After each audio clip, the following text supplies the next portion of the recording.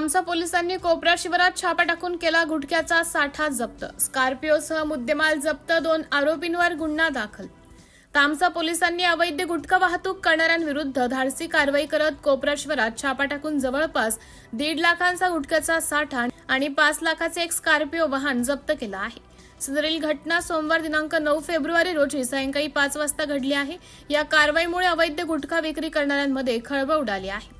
अवैधरित्या गुटखा वाहतूक होत असल्याची गोपनीय माहिती पोलिसांना मिळाली होती। त्यानुसार तामसा पोलिसांनी कोपरा शिवारात युनुस सादिक शेख याच्या आखाड्यावर ठेवलेल्या गुटखा, पान मसाला स्कॉर्पिओ वाहनामध्ये नेत असताना तामसा पोलिसांनी गाडी पाहून तो पसार झाला।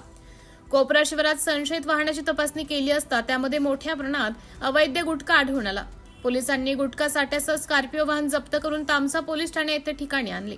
या प्रकरणी जवळपास 1.5 लाख रुपयांचा विविध कंपनीचा अवैध गुटखा, पान मसाला तसेच 5 लाख रुपये किमतीची स्कॉर्पिओ गाडी तामसा पोलिसांनी जप्त केली आहे। पोलीस ठाण्याचे सहाय्यक पोलीस निरीक्षक सहदेव खेडकर यांच्या कर्मचाऱ्यांनी ही कारवाई केली आहे।